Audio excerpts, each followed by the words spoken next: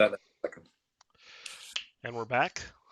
And we're back. Sorry, I was going to ask you actually. I'm assuming it's like a British fox, like red, white chest, long nose. Um, yes, it's for the coloring. So she's American red fox, but she's almost completely white with a little bit of coloring and spots. Huh. But like not an albino white, but just like a white. And it's funny because you think of a red fox having the red with some black patterning, and Yeah. that's standard. But a lot of foxes will have atypical coloring, and I found out this because of her family raising foxes, and that was some of them will have anywhere from like a whiter uh, disposition to almost a completely black. There was one fox that I saw. It had golden eyes and it was black except for gray areas. It looked honestly like a tiny werewolf. It was super cool. Nice. I've always wanted a fox, I must admit. So I don't recommend it. Okay. Yeah, no, Unless I didn't realize they were escape artists. that's the easy part. The hard part is that they like to scent everything that Ah, they think that they might want to ever own, okay. and it is not very different from a skunk's smell. It is very Oof. pungent, and a couple drops, and you're trying to both locate something that you can't see while being like, "This is horrendous." Oh man. Okay, maybe not. So, I think it was for more practical purposes than vanity that they said, "Nah, no more keeping foxes." So in effect, you are now in possession of an illegal animal, I like to say a formally legal animal. a formerly legal animal. Nice. But that's the pet situation here, and so far so good. The cat's an excellent hunter. I don't know about yours. No, they stay inside all times. You don't occasionally get the mouse, or hopefully you're not having any rodent issues whatsoever. No, no, they never go outside ever. Ah, And we equally don't have mice in the house either, which is nice. It's not nice. France. Well, so speaking of, for the nerds of us who like Settlers of Catan, didn't you live? What was the place you lived that was the inspiration for a board game? Oh, Carcassonne. Yeah, that was it. Right. Well remembered. I remember nerdy shit pretty well. But yeah, you're well, that was a castle in what, like 400 people or something? Um, I think originally it was a lot more than that.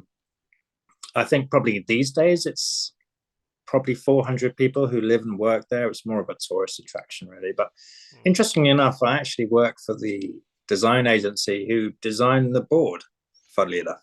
Obviously, Nice. later down the line, but Yeah. they were the people who actually came up with it in the first place. But yeah, beautiful part of the world. And I miss it a lot. So you've traveled, you've lived in various places, and there's always that question of like, Europe, America.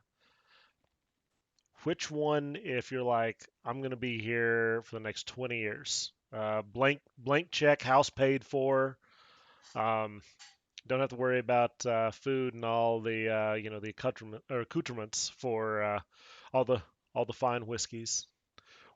Where would you think would be like the ideal spot out of the ones you visited and or lived at? So I can live in these places for 20 years with all my food and alcohol provided. Yeah, just a place that you enjoy, like that you think the quality of life is just Okay, I'm going to have to say Provence. okay. Why's that? It's probably the most beautiful part of the world I've been to so far. The culture is very rich and it's also very laid back. And the pace of life is very slow. It's just a very relaxed way to spend your years. And if I was going to spend the next 20 years, that would take me to 70. So that would do nicely. Oh shit, you've aged Mm. well, man. Thank you. Pure living. It, Cheers. I'm gonna have to try that whiskey. I've never heard of that before. yeah, Green Spot. It's a I'm gonna make a mental note. and if there's ever a representative for Green Spot wants to sponsor the show, by all means, like and subscribe and reach out to me. Here, here. I'm currently drinking Jack Daniels. You know, I like Jack Daniels. It's a rite of passage in Tennessee. You have to, drink it and determine whether or not you think it's good or bad.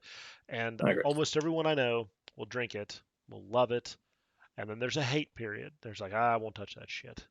But then Huh. as you get a little older and you realize that the white label is what they serve in bars and the black label is actually more representative of the brand, it's nice. And I agree. it's the only whiskey I think that in the Tennessee that's made in a dry county. That's correct. I think Yeah, we actually went down to Lynchburg and had a wander around the distillery a couple of weeks back. yeah, and you can't buy it at the distillery because they cannot sell alcohol there. No, although you can buy the specialist limited edition runs. I don't know. Okay. There must be like a slight loophole because you could get these like fairly interesting blends, but you could not buy a bottle of number 7 for love nor money. In Right. fact, I even asked, and the lady said, "You need to go to Walmart 20 miles up the road." Yep. Right, we will do that. It's like we're on our way back. We got you. There you go. Strange. Yeah, there's some very back ass laws in this country, but all countries have some very stupid laws for Definitely. whatever reasons. I have to say it was an absolutely fascinating tour. I took my mother. She came down to see us, Excellent. and we were like, let's go to Lynchburg and do a tour of the Jack Daniels distillery. That's the sort of thing where you talk to your mother and you're like, you know what, I can do this for you. There you go. There you go. It was one of the first things that came up actually when we told her that we were living near Nashville. She was like, Nice. we must go to the Jack Daniels distillery. I was like, yeah, all right. We shall do that when you arrive. Well, I think that's the takeaway. It doesn't matter where you live. There's obviously great places, and there's I wouldn't want to live in the Ukraine right now for damn sure. I don't think that No, would there's obviously pros and cons, and some places like much better than others, especially depending on the time. But I think you can learn, and if you're looking for appreciate just about anywhere you live for if you're looking for the right things. yeah, I mean, a lot of it is to do with your mental attitude as well, isn't it?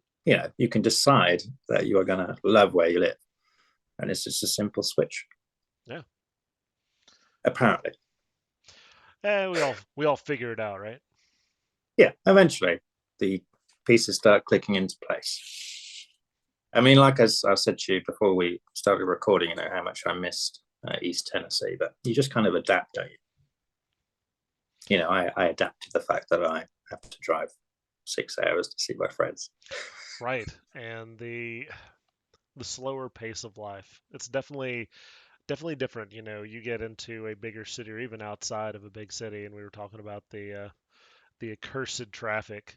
It just Mm. seems like whenever you're going somewhere, it's 45 minutes for a 6 mile drive. You're getting groceries, and you come back, all of a sudden 2 hours are shot. You're barely able to cook dinner. You're in bed, you're up, and it's boom, boom, boom, boom, boom, boom. But, Northeast Tennessee, Southwest Virginia, you're going and you go to a place and you piddle around a little bit, and it may be the same 2 hours, but it doesn't feel heavy or rushed. It seems like No. it's, and I've heard there's places that are even half the speed of that, and I'm like, oh shit. Oof, that's like laid back, isn't it? But Yep. no, it's true. I mean, I have to drive about 40 minutes to work each direction because I work over the border in Kentucky.